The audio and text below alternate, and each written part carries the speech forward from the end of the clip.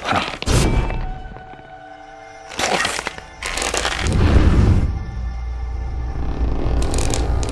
셋.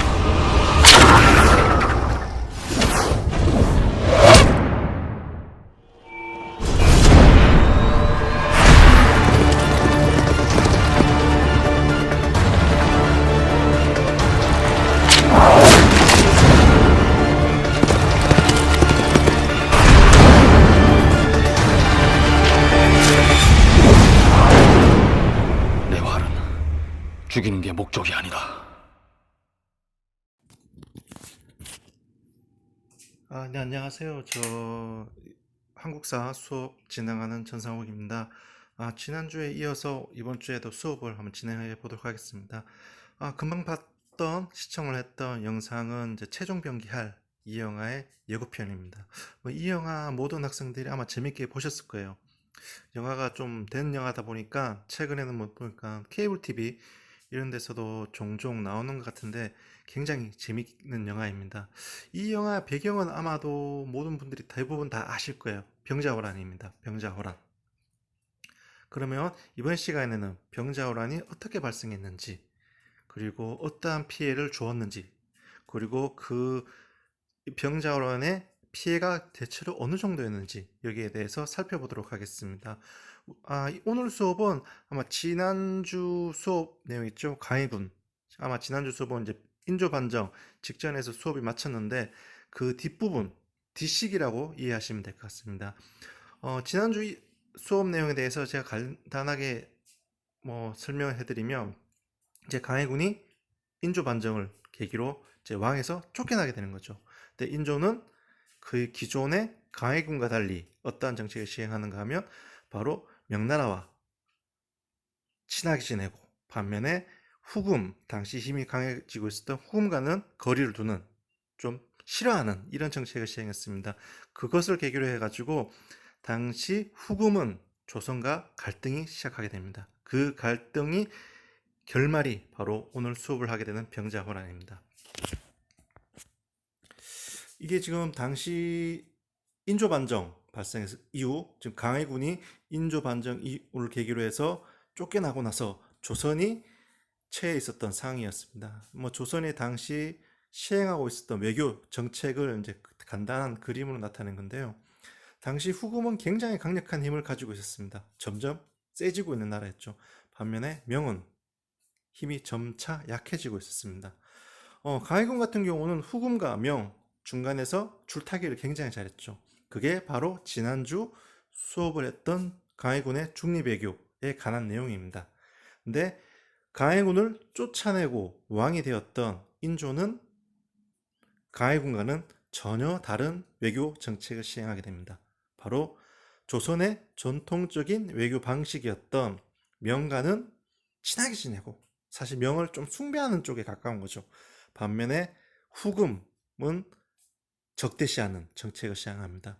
조선은 전통적으로 중국에 있는 명의 경우는 나중에 청도 등장하고 이런 다양한 나라가 성장하긴 하는데, 전통적으로 명에 대해서는 굉장히 존경심을 가지고 있었습니다.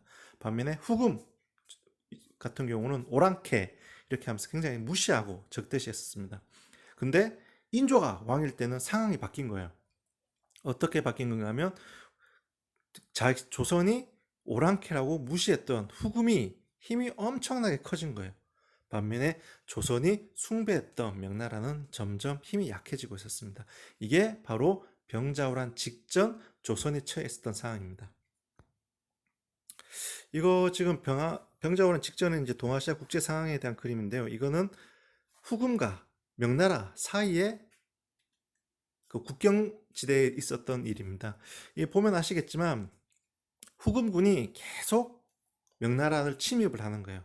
그러니까 여기 보시면 후금이랑 명이 계속 전쟁을 하는데, 문제는 명나라가 후금을 상대하지 못하는 겁니다.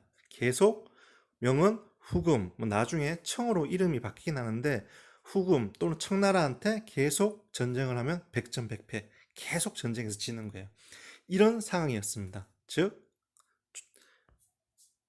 후금은 힘이 엄청나게 커지고 있는 상황에서 조선은 그 후간 후금을 적대시하고 있었던 외교 정책을 시행하고 있었던 거죠.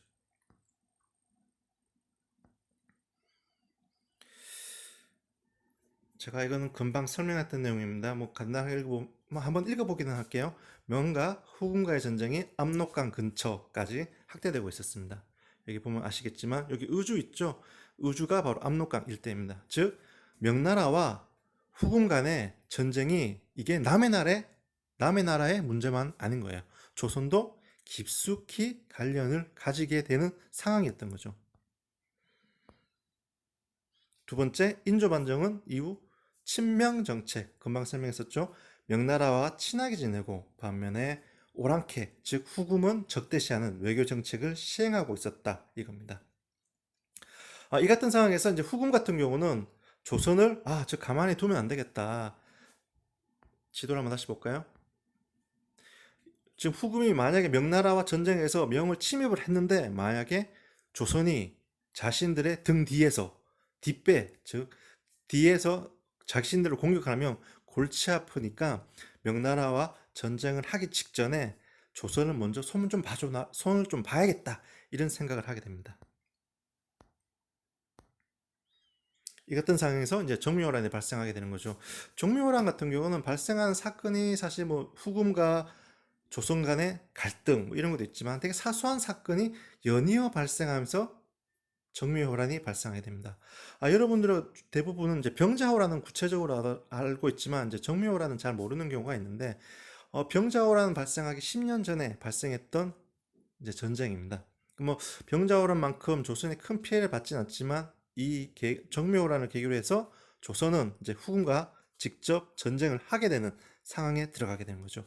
정묘호란이 발생하게 되기는 사실 이간의 난도 무시할 못합니다. 이거는 좀 구체적으로 설명하면 좀 너무 시간이 길어질 것 같아서 제가 간단히 설명을 하면 인조반정 이후에 이제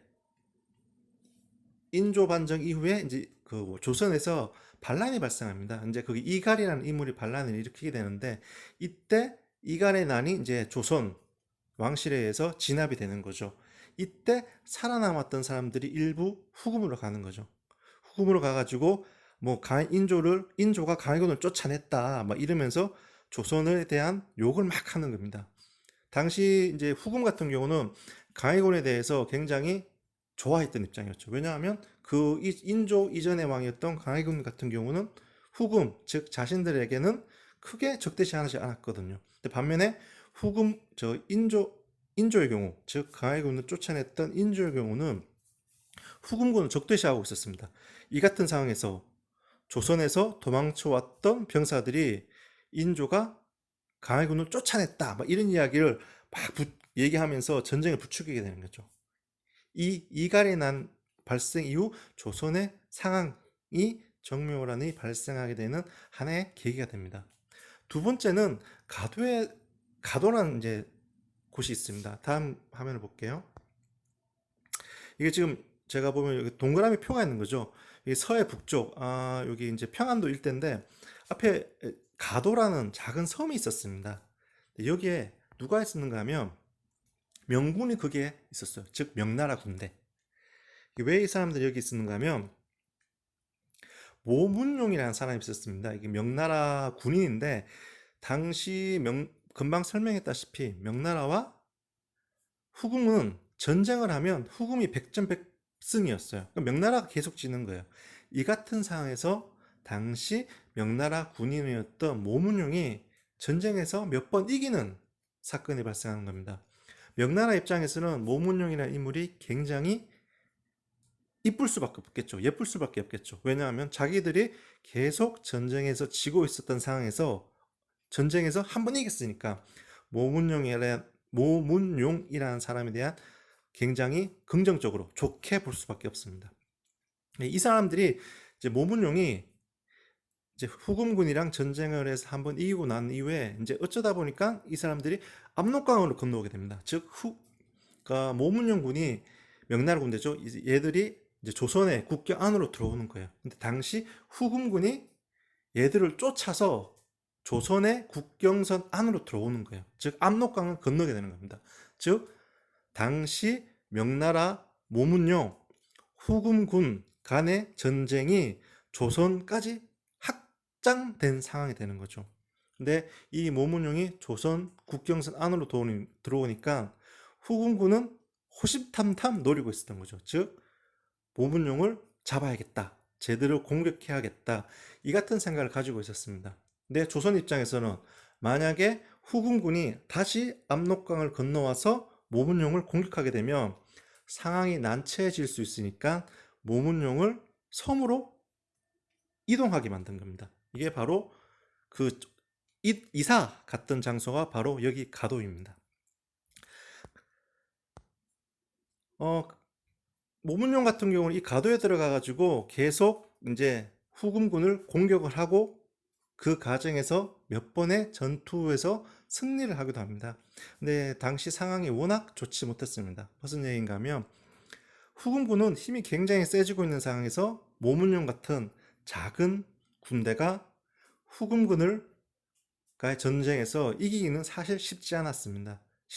그 이후부터 모문용은 명나라에게 거짓복을 하는 거죠. 뭐 전쟁을 하지 않았는데 전쟁을 해서 후금군이랑 싸워서 이겼다, 뭐 이런 이야기를 하는 거죠. 근데 문제는 바로 두 번째입니다. 군량미 같은 걸 자꾸 달라고 그래요. 즉 가도라는 섬이 농사 짓기도 힘들고 더군다나 군인들이다 보니까 농사 짓는 데에서 굉장히 이제 실력이 없었던 거죠. 그러다 보니까 농사를 제대로 못 짓게 되고 당연히 식량은 필요하게 되고 이 식량을 조선에게 계속 요구하는 겁니다. 그래서 어떠한 일이 발생하는가 하면 조선에서는 이제 모문용의 요구를 들어줄 수밖에 없는 거죠. 근데 들어주려면 막대한 쌀, 군량미, 쌀이 필요하게 되는 겁니다. 그래서 어떤 일을 하게 되는가 하면 평안도 일대 세금을 따로 거두게 돼요. 즉 모문용에게 바쳐야 될 군량미를 마련하기 위해서 모세라고 해서 세금을 거는 겁니다. 여기서 모세는 모문용 할 때 모자예요. 모세. 그리고 어떤 일이 발생하는가 하면 모문용이 거기서 그냥 가만히 있으면 되는데 얘들이 이제 명가 조선 간에 계속 이간질을 하는 겁니다. 이간질을 하는 이유는 명나라한테도 우리가 후금이랑 전쟁에서 잘하고 있다, 이런 걸 이야기하면서 조선과의 사이를 나쁘게 하면서 명가 조선 사이에서 이득을 보는 거죠. 뭐 조선군한테 뭐 조선한테 뭐 좀 뜯어가고 또 명한테는 조선이 명하게 전달될 걸 좀 중간에서 착복하고 이런 일이 발생하는 겁니다. 세 번째가 참 특이한 사건인데 중개무역을 하게 됩니다. 지도를 한번 다시 볼게요. 여기 지도가 보면 위치상으로 중국과 한국의 중간 사이에 있어요. 그러니까 지리적으로도 이 장소는 무역하기에는 상당히 유리한 지점이었다고 합니다. 그러다 보니까 여기에서 장사를 하게 되는 거죠.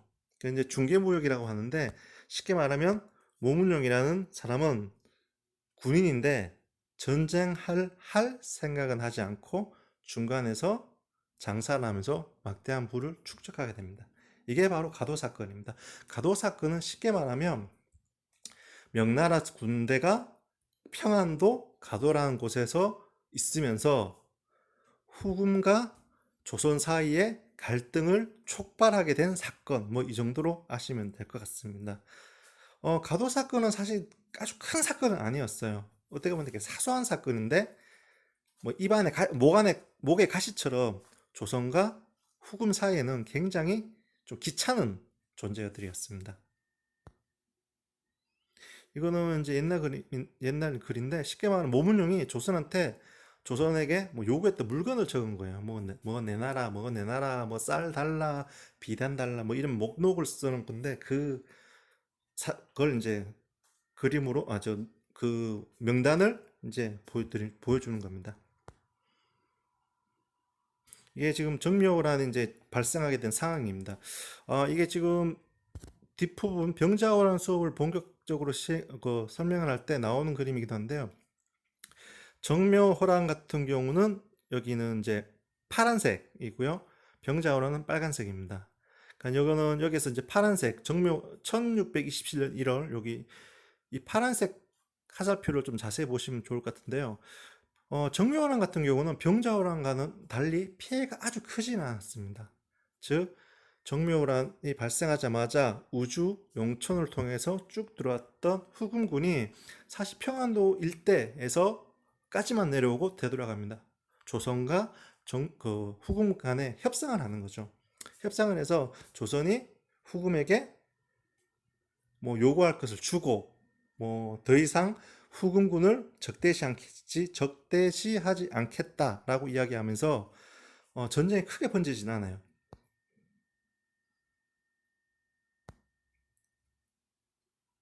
여기 보시면 이제 강화도 같은 경우는 후금군이 쳐들어오니까 조선 왕실 같은 경우는 이제 피신하는 장소인 거죠. 여기 이제 강화도 이제 내부 그림입니다. 이제 이게 금방 제가 설명했다시피 정묘호란은 후금과 조선 간 큰 전투가 사실 발생하지 않아요. 뭐 대규모 전쟁, 물론 전투는 있었겠지만 병자호란, 특히 남한산성에서 발생했던 그 정도 규모의 전쟁은 하지 않습니다. 왜냐하면 협상을 빨리 맺어가지고 전쟁을 종결하는 방향으로 선택했거든요. 뭐 조선도 굳이 후금과 전쟁을 할 필요가 없었고, 후금군 같은 경우도 전쟁을 해서 조선을 점령하기보다는 적당한 선에서 협상을 해서 더 이상 조선이 후금을 적대시하지 않는 방향으로 나아가게 하는 게 목표였기 때문에 뭐 전쟁이 좀 빨리 단기간에 끝나게 됩니다. 여기 나와 있는 내용이 대부분 이제 정묘조약, 즉 정묘호랑 끝나고 나서 조선과 후금이 맺었던 조약 내용입니다. 여기 보면 뭐 첫 번째는 뭐 청계, 뭐 연호를 명나라 연호를 쓰지 마라 뭐 이런 내용이 있고요.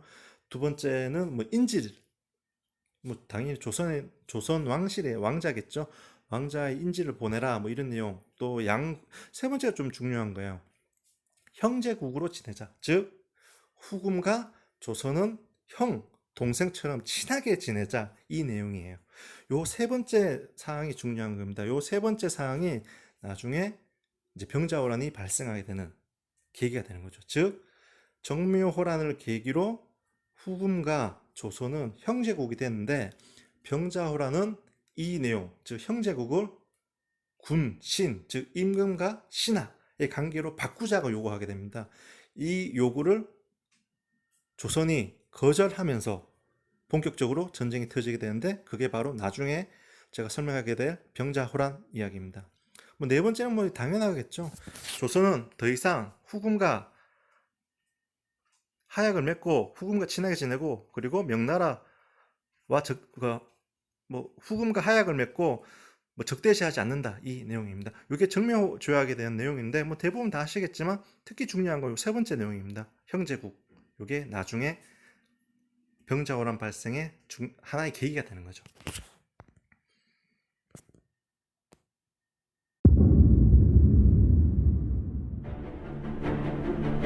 성 밖에는 온통 적들이 깔렸다고 들었다. 전하, 속히 남한산성으로 옥체를 피하소서.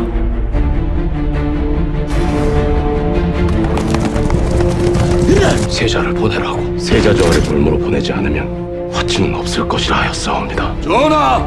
명기는 지금 세자저하를 욕보이고 나아가 전하를 능멸하고 있사옵니다. 지금 세자저하를 보내지 않으시면 저들이 더 큰 요구를 해올까. 신은 그것이 두렵사옵니다. 정령 전하께서는 칸의 신하가 되시겠사옵니까? 전하, 만백성과 함께 죽음을 각오하지 마시옵소서. 나는 살고자 한다. 명길이 말하는 삶은 곧 죽음이옵니다. 그럼 또 어쩌라는 것이냐? 하룻밤을 버티지 못하고 어찌 먼저 무릎을 꿇으려 하시옵니까? 조선의 백성들은 아무런 잘못이 없습니다. 폭풍을 두렵지. 지수이보다 군사들은 모두 죽일 수는 없습니다. 제발 공격을 멈추시오! 내가 이 일을 해내면 성 안에 모두가 살 수 있다.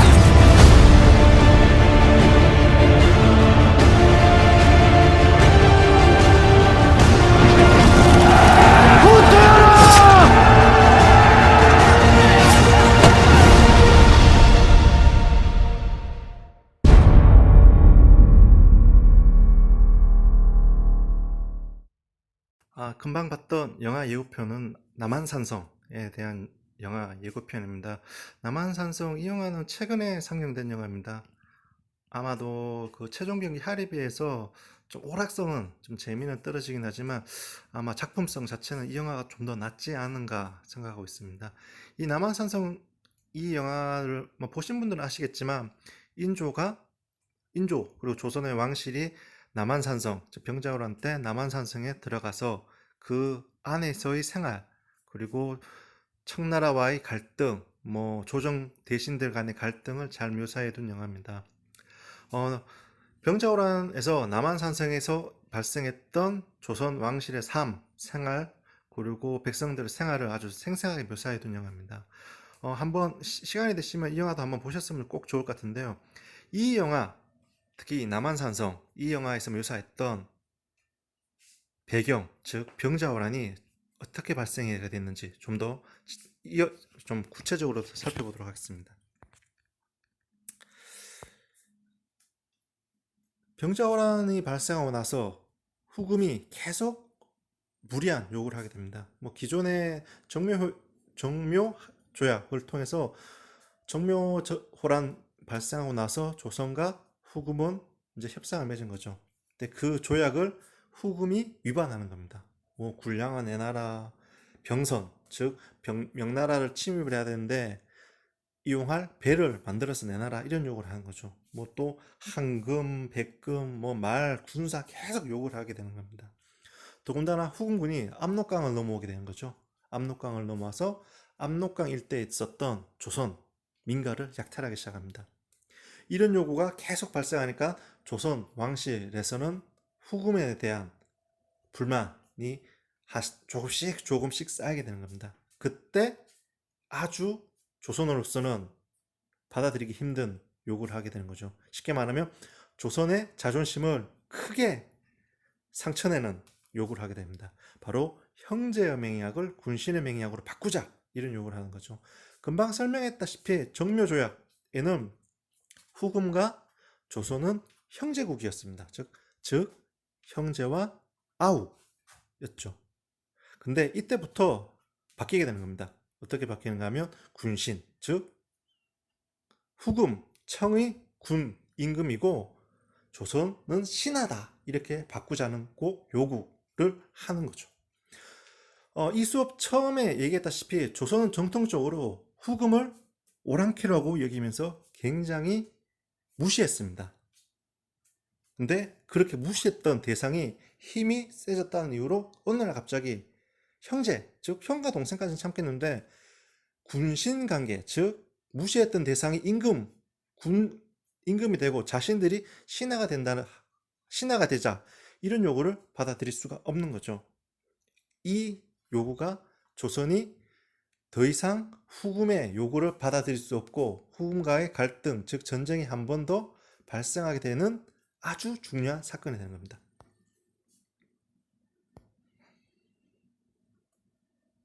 네, 금방 설명했던 부분이죠. 특히 형제의 맹약을 군신의 맹약으로 바꾸자. 이 같은 경우는 차곡차곡 쌓였던 조선의 후금에 대한 불만이 폭발하는 하나의 계기가 되는 거죠. 이제 병자호란이 발생하는 배경에 대해서 한번 살펴보겠습니다. 이제 여러분들 아시겠지만 병자호란은 1636년에 발생하게 됩니다. 구체적으로 한 12월 달, 그러니까 겨울이죠. 아마 영화 남한산성을 보면 막 눈 내리는 장면이 있을 거예요. 병자호란이 실제 발생한 사건은 겨울입니다. 여기서 제가 한번 좀 쉬운 얘기를 하나 해주면 왜 병자호란이 겨울에 발생했을까? 왜 여름이 아니고 겨울에 발생했을까? 뭐 다양한 이유가 있었겠죠. 근데 그 중에 제일 중요한 게 당시 청나라 후금 같은 경우는 기본적으로 기마병, 말을 타고 전쟁하는 겁니다. 굉장히 신속하게 이동을 할 수 있는 거죠. 근데 말을 타고 이동을 하려면 압록강을 건너야 되는데 압록강이 겨울에 얼게 되면 이동하기가 훨씬 수월하겠죠. 반면에 여름 같은 경우는 문제가 있죠.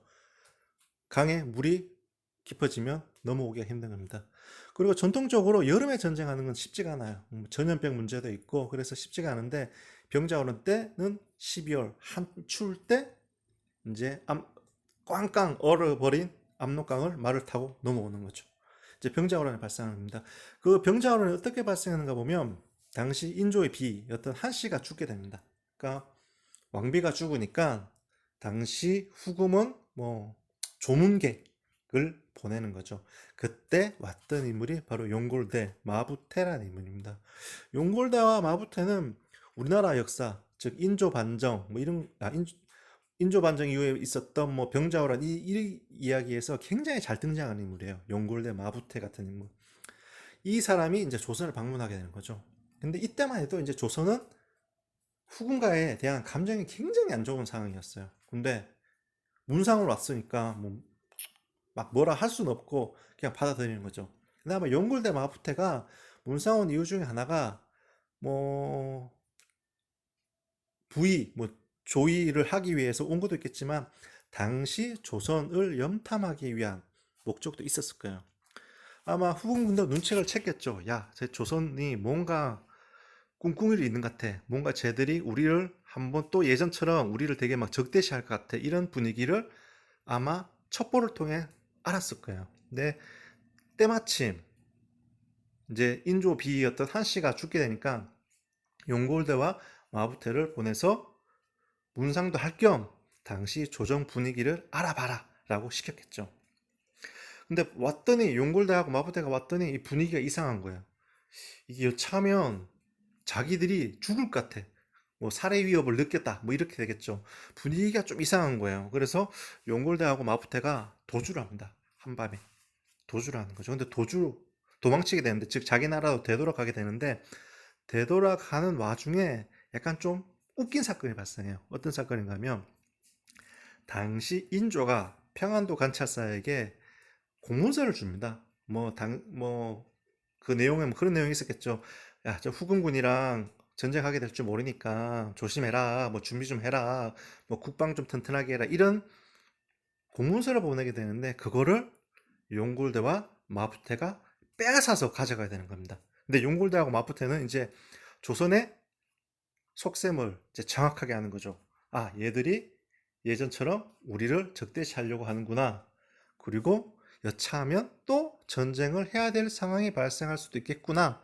이거를 이제 후금이 정확하게 알게 되는 거죠.